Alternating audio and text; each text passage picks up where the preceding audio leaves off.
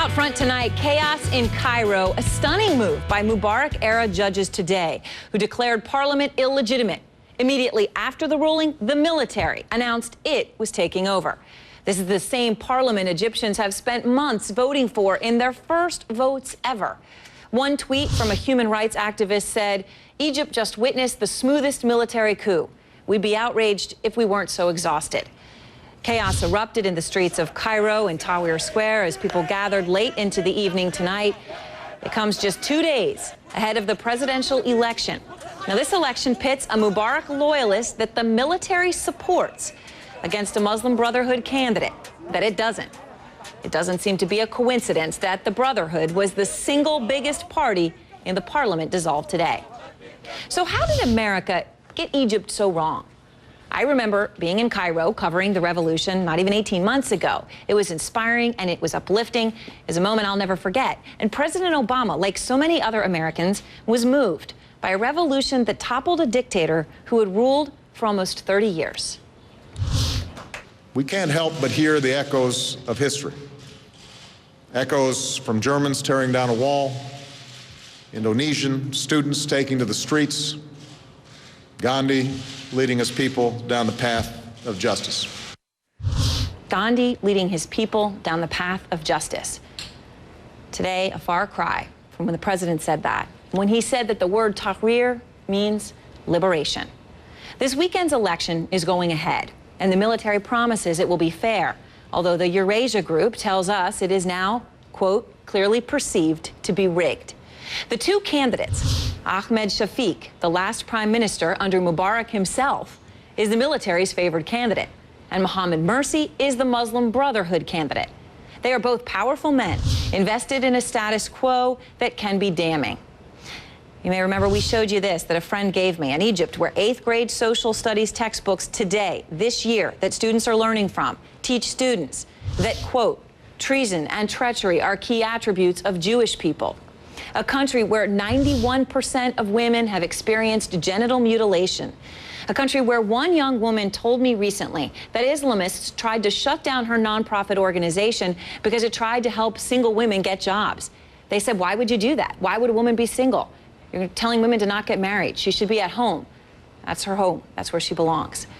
A country where at a rally last month for the Muslim Brotherhood presidential candidate, Mohammed Mursi, this happened. على القدس رايحين شهداء بالملايين على القدس رايحين شهداء بالملايين نعوين كل اليوم. Banish the sleep from the eyes of the Jews. That was the cleric that was introducing the presidential candidate Mohammed Mursi. Now we face a volatile country in a volatile part of the world. Parag Khanna has covered Egypt extensively for the New American Foundation, is with me along with Danielle Pletka of the American Enterprise Institute. Parag, in so many levels, this is today what happened, seems to be very tragic and very upsetting. How did it happen? Look, Aaron, democratic transitions are marathons, not sprints. We supported the Orange Revolution in Ukraine almost a decade ago. To this day, one of the champions of that, Yulia Tymoshenko, is sitting in jail and on a hunger strike. These things take a long time. What's happened in Egypt today, though, is absolutely perceived by the people to be a huge setback. It's as if the last year of progress that they have felt and hoped for has been wiped away, and this soft coup, as people are calling it, has taken place. I'm still optimistic because the people still have this desire. They are exhausted, as your tweeter said, yes, but they're going to keep the pressure on to make sure that the military doesn't completely grasp power forever. Danielle, there's a great irony in all of this, of course, which is that the Mubarak-era judges and the military that were behind what happened today, their candidate, Shafiq, is the candidate that most people would acknowledge is the candidate the West and the United States wants. The West and the United States isn't really excited about the Muslim Brotherhood candidate, the guy who was introduced with banish the sleep from all the eyes of the Jews. I mean, this is an irony, isn't it? Well, the irony is that, as I think Parag said rightly, that we are sitting idly by while Egypt's revolution has been turned backwards. And I think part of the biggest part of the problem is that the West and the Arab world have all sort of averted their eyes as Egypt has returned to a modicum of authoritarianism.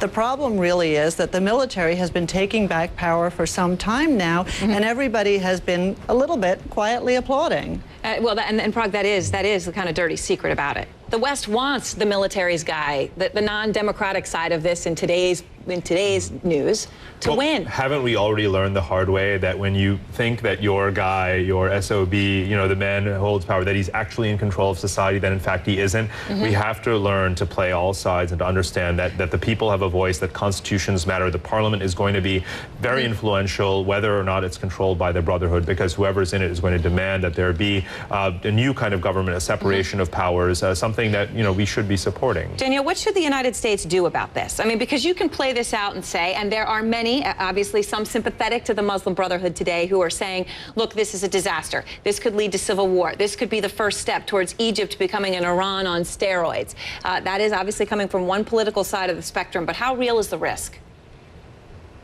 Well, I think the problem is that it's not one political side of the spectrum or the other. For many countries, it's far more comfortable to deal with a dictator. Everybody likes one-stop shopping.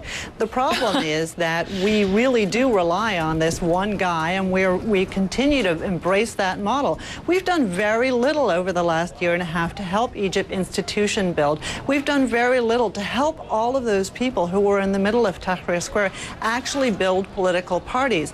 The biggest failure here has been that Egypt has been divided between Mubarak retreads and Islamists. There really isn't anybody in the middle who represents the liberals, the people who actually led part of this revolution. Right. And that's the tragedy. Of course, that is what takes a long, long time. This is a country that's not been a democracy for ever, thousands of years of great history. But Parag, what really is the risk to the United States if this goes deeply wrong? Most populous country in the Arab world.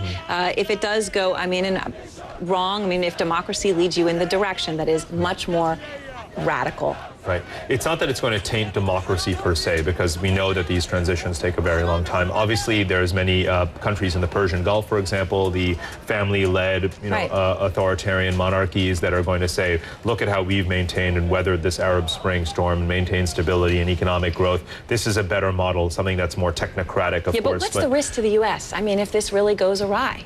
Well, again, already we see that the tendency in Egyptian foreign policy is a much harder line on Israel, and that it's much more resistant to any U.S. pressure, which is why we don't want to be overly meddling. Remember, if we're seen as perceived as supporting either Mubarak too much or Shafiq too much, that's going to lead to a huge popular backlash against us. So we absolutely have to lay low. All right. Well, thanks very much to both of you, and just for everyone out there. It's the the Shafiq, the guy that's running, the military guy. It was under him when that textbook about treason and treachery being attributes of Jewish people would have been approved, and the Muslim Brotherhood guy is the one who's saying banish the sleep from all the eyes of the Jews. It's very hard to see who's the good guy. Still ahead out.